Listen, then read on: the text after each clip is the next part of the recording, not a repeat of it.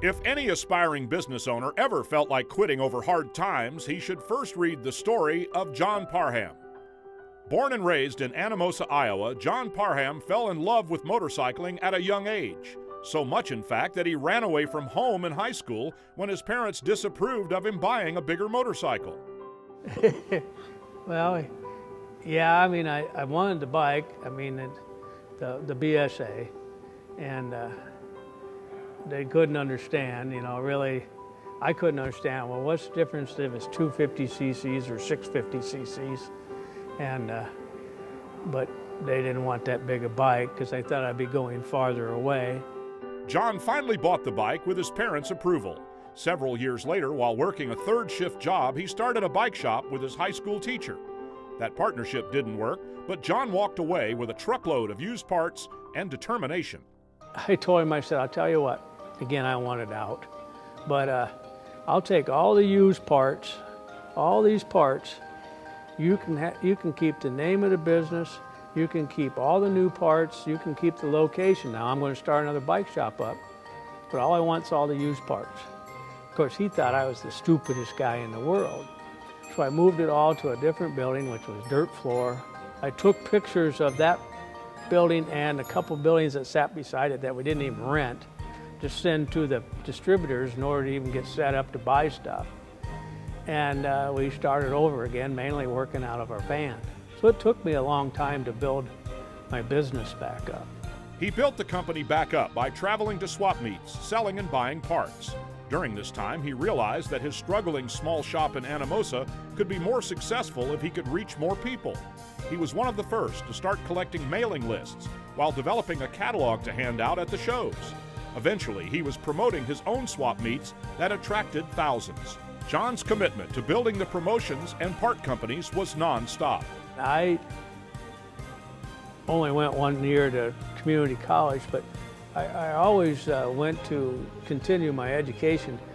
We joined the Direct Marketing Association, went to many seminars, New York City, Los Angeles, all over to learn how to run a mail order business, how do you run your call center, how do you do your warehouse. When the internet came out, we did that.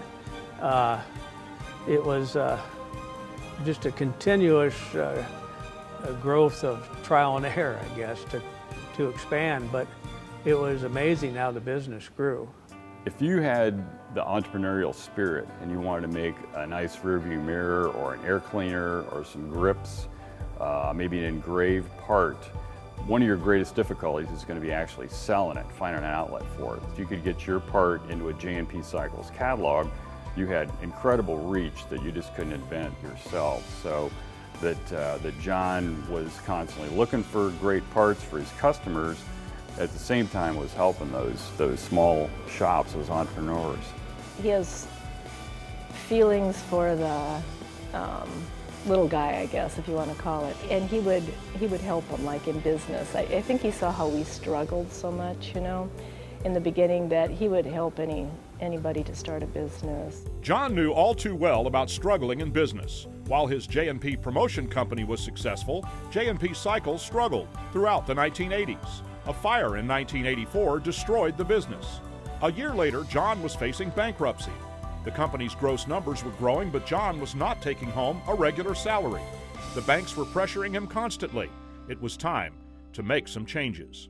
Truthfully, till 1990, J&P Promotions was bigger than J&P Cycles. I mean, we put on an event in Chicago at McCormick Place. We were using 250,000 square feet. We'd have 800 vendor spaces, 200 bikes in the bike show.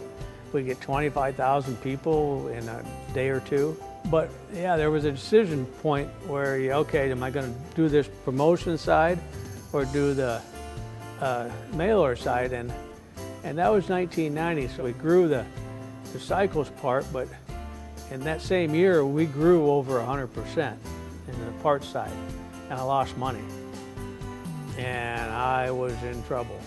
John was in so much financial trouble that he had to sell 2 of his bikes, including his beloved 1955 Panhead, to make payroll. But John Parham was not about to give up. I didn't know what I was going to do. I went to Fred Fox and said, I wanted to borrow money. And he said, well, I'm not going to give you any money. And he said, but I'll give you this advice, you know. He says, raise your prices. You're too cheap. You're selling stuff too cheap. You're not making any money. And build your infrastructure up, you know. Quit growing for a while. That really was the start. You know, I got Jill to come work with me. That decision to convince Jill, an IT expert, was a game changer for John and the company. He now had someone that could combine his entrepreneur brilliance with corporate structure. His office had to be on one side of the building and mine on the other, because there's no way we could have sat in the same office.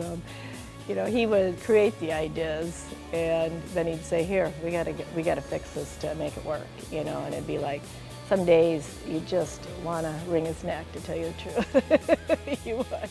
The two were a dynamic combination. Jill brought internal discipline to the company, while John continued to develop products and relationships. By 1995, the company was on solid ground, growing fast. But we never ever took a vacation that wasn't motorcycle related. And I say that because we would, if we went to, even if we just took our child to Disney World, okay, we'd have to stop at all the Harley dealers all around to check them out and see what was, you know, new in their business and how they were changing things, or stop and see some old friends on the way that were in the industry. We never ever took a motorcycle-free vacation. He persevered. You know, I think he hawked his house at one point to raise money to keep going. He flew in the face of conventions sometimes, and just made things work. And if it didn't work the first way that he tried it, maybe the next year he would try something else until he got it right. He's the most ambitious person that I know. John's ambition has never wavered. J&P grew to employ 300 people, and over 1 million catalogs a year are distributed throughout the world. After selling J&P Cycles, John took over the Sturgis Motorcycle Museum, which was struggling financially, and brought it home to Anamosa, where it is today. He just couldn't stand to watch something that might have gone away in Sturgis. Today, the National Motorcycle Museum celebrates one of the greatest collections in the world, including John's beloved 55 Panhead, which he was able to buy back when the company's bottom line improved. He has the best motorcycle museum, certainly in America, arguably the world, that really represents the full scope of motorcycling. John Parham is one of the most deserving people, certainly ambassadors in industry. That's the category, and I can't think of a better ambassador or an industry man than John Parham. In recognition as the founder of one of the most successful motorcycle accessory businesses ever created, J&P Cycles, and later shepherding the National Motorcycle Museum into one of the world's foremost collections, the AMA Motorcycle Hall of Fame proudly welcomes John Parham.